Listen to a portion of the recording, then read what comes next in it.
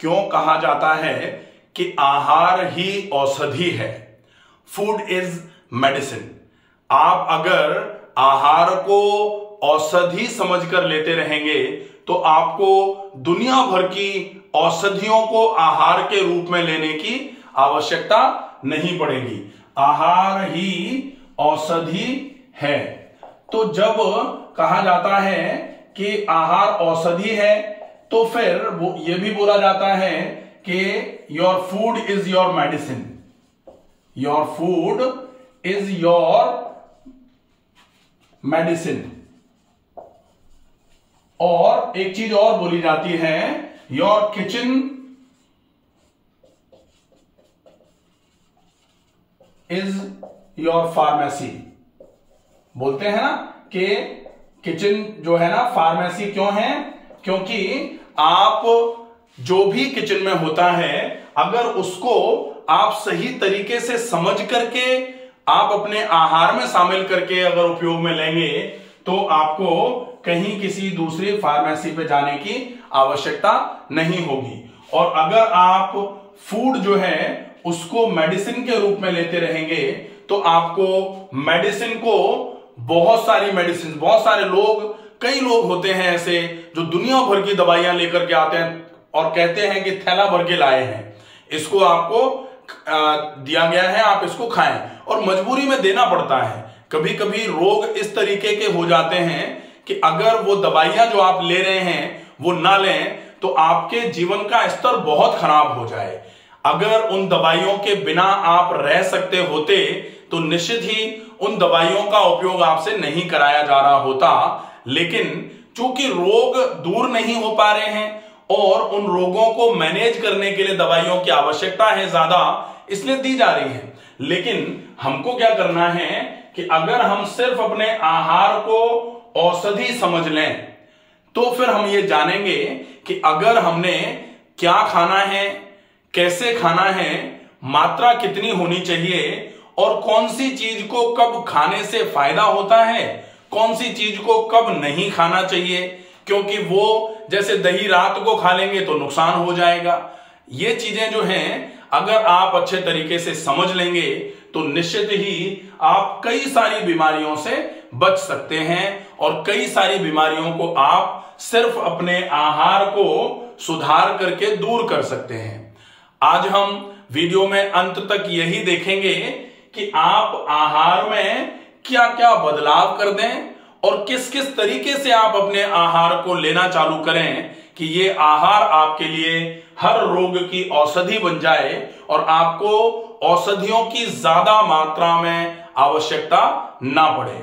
Video को अंत तक जरूर देखें और अगर आप वीडियो में नए हैं, चैनल पर पहली बार आए हैं, तो प्लीज आप इस चैनल को सब्सक्राइब जरूर कर लीजिए ताकि भविष्य में जब भी कोई वीडियो बनाया जाए उसका नोटिफिकेशन आप तक पहुंचता रहे। आहार ही औषधि है। अब हम देखें कि आहार ही औषधि है तो इस आहार में हमें क्या क्या चीजें परिवर्तित करनी है। अब हम ये समझेंगे कि अगर आहार औषधि है तो 4 विशेष चीजें हैं आहार को लेकर के कि आप आहार में क्या खा रहे हैं, क्या खाएं। फिर दूसरा है कब खाएं। तीसरा है कितना खाएं और सबसे ज्यादा इंपॉर्टेंट जो होता है वो होता है कैसे खाएं। अगर आपने ये 4 चीजें अच्छे से समझ ली, अब हम ये कह सकते हैं कि ये तो हम समझते हैं, ये तो हमें पता है, लेकिन पता होना और फॉलो करना 2 अलग अलग बातें हैं। आप एक बार और समझ लीजिए कि इनको फॉलो करने से आपको क्या क्या बेनिफिट मिलेंगे। तो अगर आहार को औषधि के रूप में आपको लेना है तो आपको यह देखना पड़ेगा कि क्या जो है हर रोग में आपके लिए थोड़ा बदल सकता है। अगर आपको पित्त की बीमारी है तो आपको शीतल प्रकृति का भोजन दिया जाएगा। अगर आपको कफ की समस्या है तो उष्ण प्रकृति का भोजन दिया जाएगा। और अगर आपको वात से संबंधित समस्या है तो वात चूंकि शीत और रूक्ष प्रकृति का होता है, ठंडा और रूखा करने वाला होता है, तो आपको स्निग्ध और उष्ण प्रकृति का भोजन लेना चाहिए। तो ये थोड़ा थोड़ा बदलता है हर रोग में कि कौन सी बीमारी है तब क्या खाया जाएगा, ये बदल जाएगा। लेकिन क्या खाने से बहुत ज्यादा आवश्यक होता है कि आप उसको कब खा रहे हैं। आपको जो खाना है आप खा वही रहे हो, लेकिन अगर आप उसको सही समय पर नहीं खा रहे हो तो फिर वो आपका क्या जो है काम नहीं करेगा। क्योंकि जो क्या है वो तब काम करेगा जब आप कब का फॉलोअप करोगे। कब खाना है, तो कब खाना है मतलब यह है कि आप भोजन को कब करें। तो सवेरे नाश्ते का जो टाइम है जिसको अल्पाहार बोला जाता है, एक विशेष समय है। आप कैसे भी करके 9 से 9:30 के बीच में आप इस भोजन को कर लीजिए। यह अल्पाहार है। अल्पाहार का मतलब क्या होता है? अल्पधन आहार। अल्पधन आहार मतलब ये जो आहार है ये कौन सा होना चाहिए? क्या मतलब जो आपके अनुकूल हो, जो आपके लिए आवश्यक हो वो आहार चाहिए। लेकिन मात्रा कैसी? अल्प, कम, क्योंकि ये इसका नाम ही अल्पाहार है। तो यहां तो कम ही खाना है, ये हो गया। अब दूसरा है जिसको लंच बोला जाता है और जिसको हमारे यहां दोपहर का भोजन बोलने लग गए हैं। अब वैसे तो प्रातःकालीन और सायंकालीन ही भोजन हुआ करता था। एक भुक्तम महायोगी, दो भुक्तम महाभोगी, त्रिभुक्तम महारोगी कहा जाता था। लेकिन आजकल चूंकि अल्पाहार, बहुत सारी बीमारियां ऐसी हैं, बहुत सारे रोग ऐसे हो गए हैं जिनमें अल्पाहार आवश्यक हो गया है। तो अल्पाहार आपने सवेरे ले लिया, उसके बाद दोपहर का भोजन जो है उसमें आपको क्या जो है वो फिर से आपका बदला जाएगा कि आपको क्या खाना है, आपके रोग के अनुरूप रहेगा।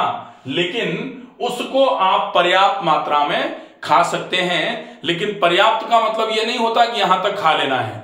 पर्याप्त का मतलब होता है कि आपको कितना खाना है? आधा पेट भोजन। फिर बोला जाता है 1/4 लिक्विड। तो 1/4 लिक्विड का मतलब पानी नहीं है। 1/4 लिक्विड का मतलब जो भोजन के साथ में आप रस के रूप में सब्जी ले रहे हैं, या फिर बोला जाता है भोजनांते अमृतम तक्रम, जो आप छाछ ले रहे हैं वो। और कभी जो बोला जाता है भोजने च अमृतम वारी, भोजन के बीच बीच में अगर आप पानी पीते हैं तो वो थोड़ा पानी आपके लिए अच्छा काम करेगा। तो वो थोड़ा पानी जो है वो 1/4 आपका पानी होना चाहिए, और बाकी जो बच गया 1/4 वो आपको खाली छोड़ना है पेट को। अगर आप पेट को पूरा केवल भोजन से भर दोगे, ना तो उसमें लिक्विड है ना आपने खाली छोड़ा, तो फिर समस्या हो जाएगी। इसलिए कितना खाएं जो होगा ना उस पर भी आपको ध्यान रखना पड़ेगा। तो कब तो दोपहर में खा ही रहे हैं, लेकिन कितने पे आपने ध्यान रख दिया दोपहर का खाना कि आधा पेट भोजन, 1/4 लिक्विड और 1/4 खाली।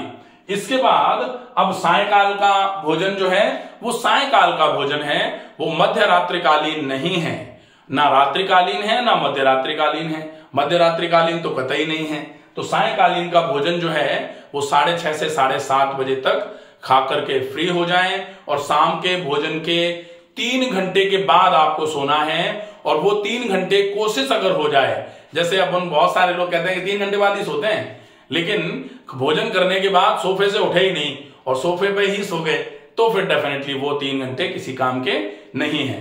3 घंटे पहले इसलिए बोला जाता है कि आप 3 घंटे पहले भोजन कर लेंगे, तो भोजन करने के बाद जब भी आप थोड़ा बहुत चलते हैं, थोड़ा बहुत काम करते हैं, कुछ भी करते हैं, तो वो भोजन पचना चालू हो जाता है, आमाशय को छोड़ करके आंत में उतरना चालू हो जाता है। और जैसे ही भोजन आंत में उतरना चालू होता है, GET जिसको बोला जाता है गैस्ट्रिक एम्पटिंग टाइम, तो फिर वो आमाशय में पड़ा पड़ा सड़ेगा नहीं, जिसकी वजह से ना तो आपका पेट फूलेगा, ना आपकी आंतों में सूजन आएगी, ना आपकी आंतों की कमजोरी बढ़ेगी। तो ये आपके लिए बहुत उपयोगी माना जाएगा। तो ये भोजन हो जाएगा क्या और कब।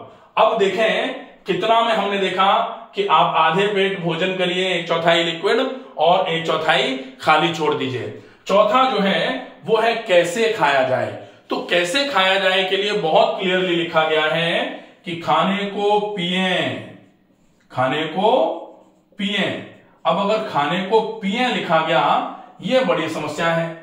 लोग कहते हैं कि पिएं तो लाओ मिक्सी में ग्राइंड कर लेते हैं और पी लेते हैं, लेकिन मिक्सी में ग्राइंड नहीं करना है। आपको क्या करना है, आपको करना है कि आपके जो ईश्वर ने दांत मुंह में दिए हैं, उन दांतों से आपको खाने को पीसना है। दांत 4 प्रकार के होते हैं।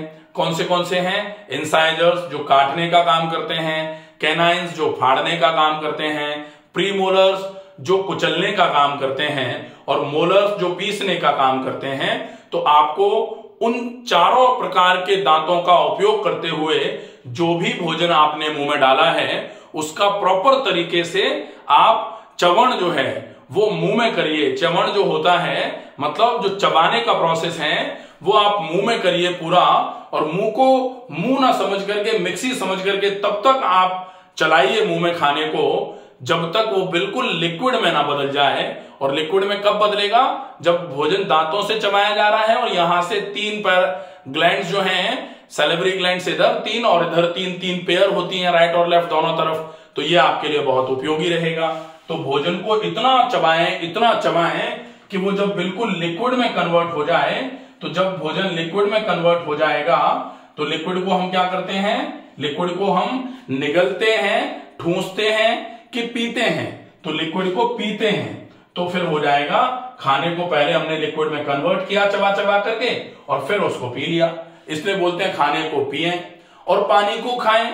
तो पानी को खाएं का मतलब क्या है? पानी को थोड़ा थोड़ा करके चाय की तरह सिप कर करके पिया जाए, बहुत उपयोगी रहता है। इन चारों चीजों का उपयोग अगर आपने कर लिया तो फिर ये आहार आपके लिए औषधि के समान हो जाएगा। और अगर आप आहार को औषधि के रूप में ले रहे हैं तो निश्चित ही आपको बाकी किसी भी औषधि को लेने की आवश्यकता नहीं होगी। सिर्फ आपको आहार के साथ थोड़ा व्यायाम जोड़ देना है। तो आहार और विहार जिनका सही हो जाता है वो रोग मुक्त स्वस्थ जीवन जीते हैं। आशा है ये वीडियो आपको पसंद आएगा। ज्यादा से ज्यादा लोगों तक इस वीडियो को पहुंचाएं ताकि ज्यादा से ज्यादा लोग ये जानकारी, जो छोटी सी जानकारी है, लोगों को जानकारी होती भी है लेकिन दोबारा एक बार जब अपन सुनते हैं किसी चीज को समझते हैं तो उसका फॉलोअप फिर से थोड़ा बहुत तो करते ही हैं। तो प्लीज इस पूरी की पूरी जानकारी का आप उपयोग अगर करेंगे निश्चित ही ये हर रोग में आपके लिए उपयोगी है।